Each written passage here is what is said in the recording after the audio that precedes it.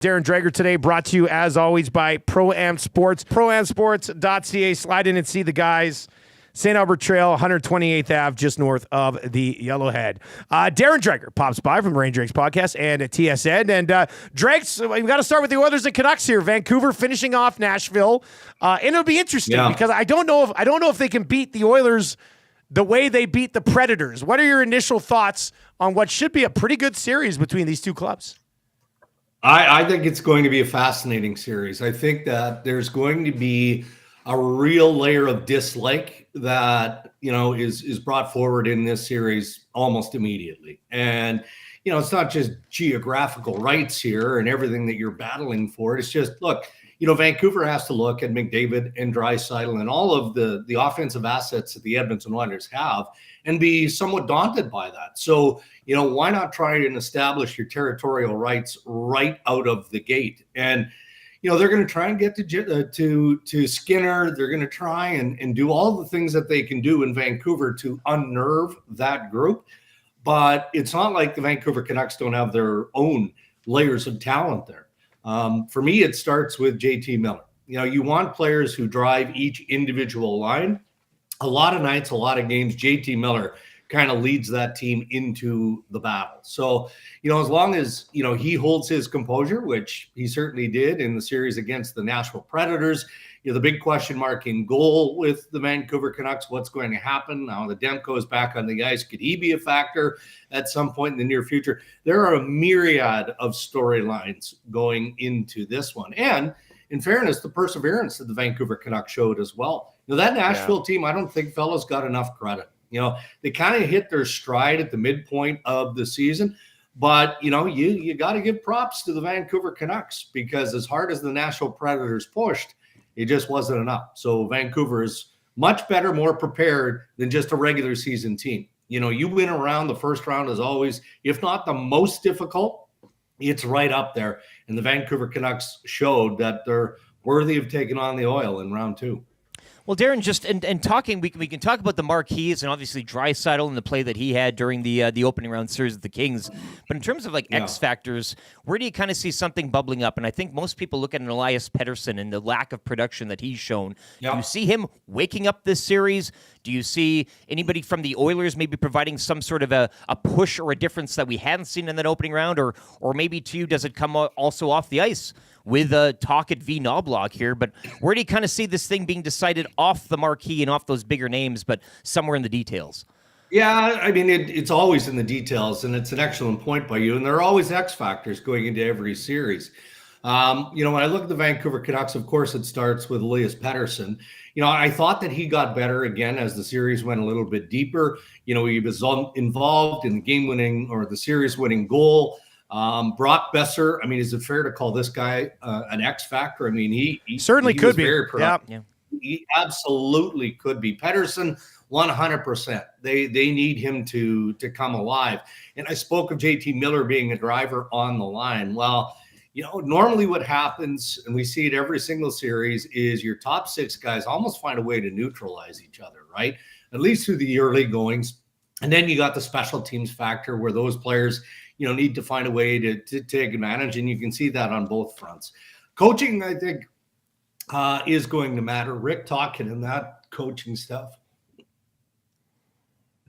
Sorry, guys, I had to clear my throat. All good. Rick Tocchet and that stuff, they're going to have that Canucks team wound right up. Not in a negative way, right?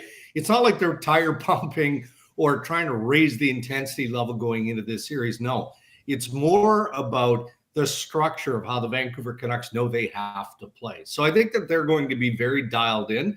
I think that they are going to be feisty, as I mentioned earlier, but disciplined in how they approach that. And that would be the messaging that comes from Tocchet and that staff. So from Edmonton's standpoint, they've got all the offensive pieces there. That Zach Hyman is going to be a factor. Can Ryan Nugent-Hopkins, elevate his game? I mean, I think he's been pretty good, but he's capable of doing more. Likewise for Evander Kane. Corey Perry seemed to be relatively quiet in round one.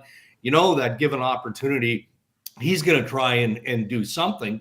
And that can be anything, right? That can be from getting involved after the whistle to a hit to a deflection in front, all of the areas that Corey Perry is willing to go into, I think are going to be key in a series that could be pretty tight. So I think there are just so many different angles we can approach to this. Yeah, it's I know some people want the series to start tomorrow, but I don't mind an extra day to preview it because there's a lot of things to discuss. And we were asking fans this morning, like, what concerns you the most about Vancouver? And there was a lot of Rick Tocchet discussion, which I fully buy into as well, because all season long, I kind of thought, well, the Canucks will fall off at some point. The Canucks will fall off at this point. Tocchet didn't let them. I thought, Nashville's going to come back and force a Game 7 because they look pretty good in Games 3 and 4. Tocchet didn't allow it to happen.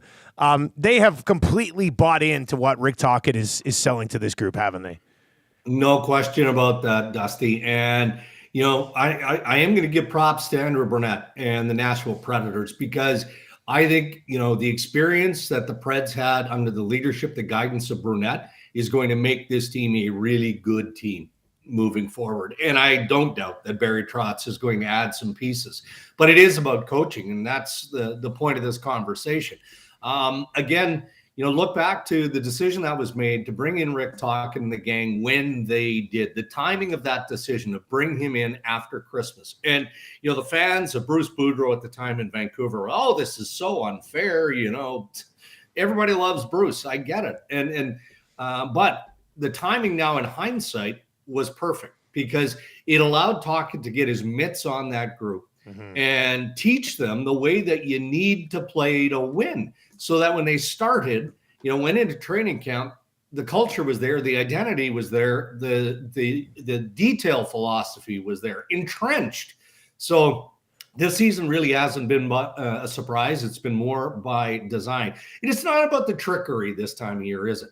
It's not like the head coach is going to do something wild that is going to sway a series. Okay, you can make lineup decisions. You can make in-game decisions and change things up. That's what coaching is. But it's more about what the team is based on and how committed they are to playing that way that makes a difference. And in that category, with all due respect to Knoblauch, I think Vancouver has an edge in that department.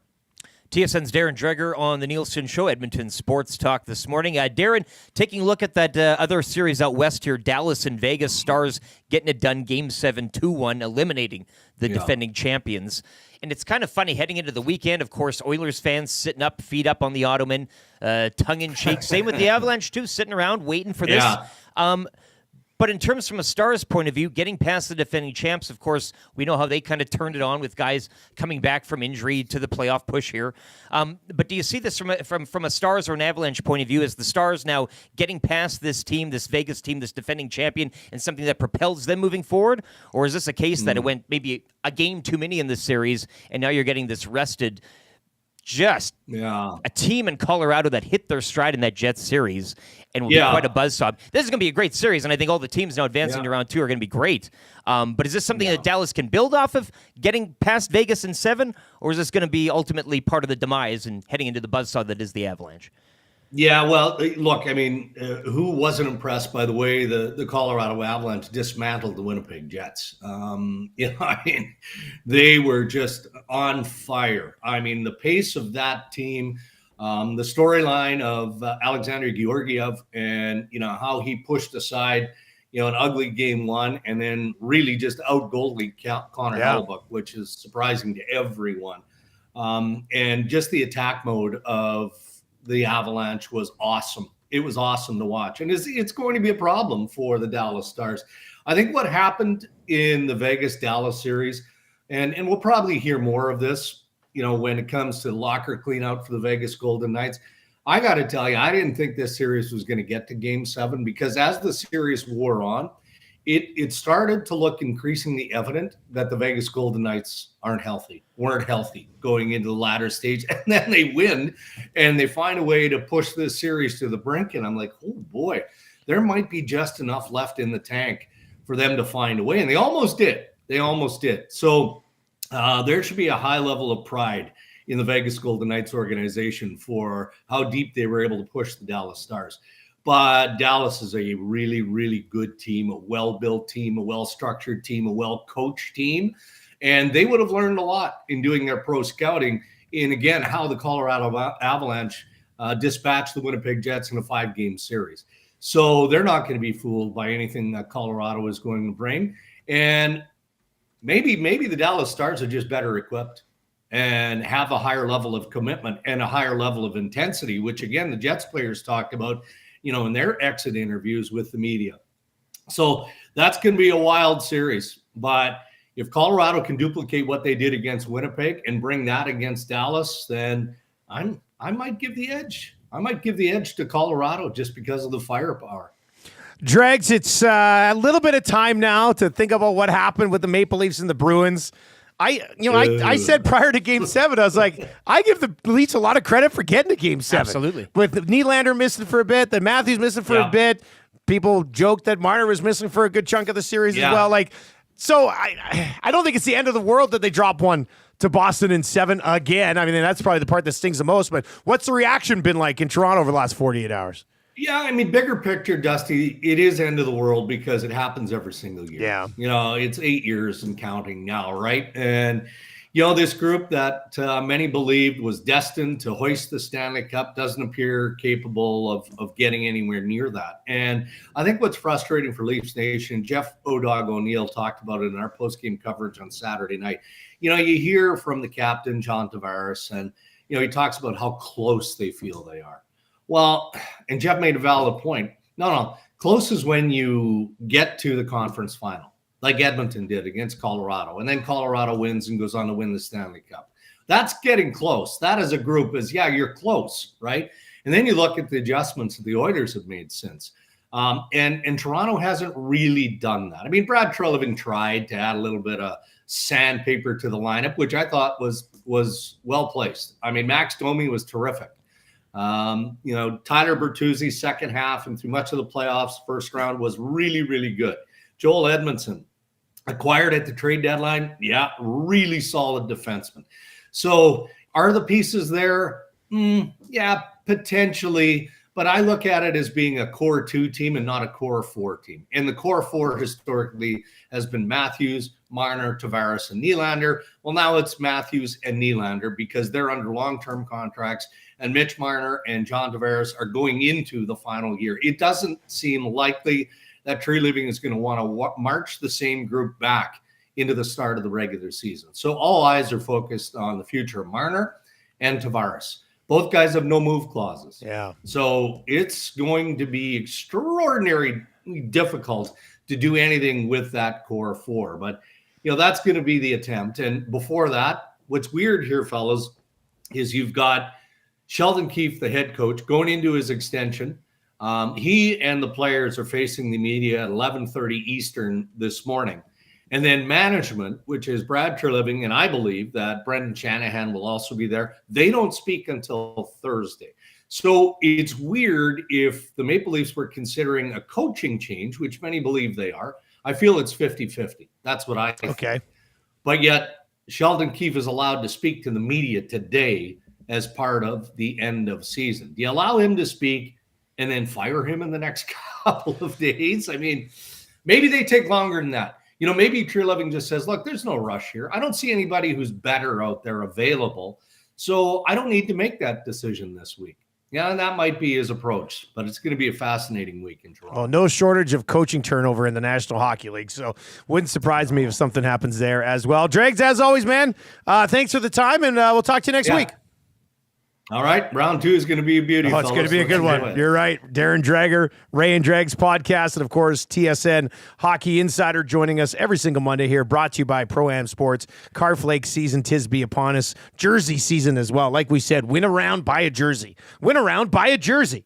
Do it at Pro-Am Sports.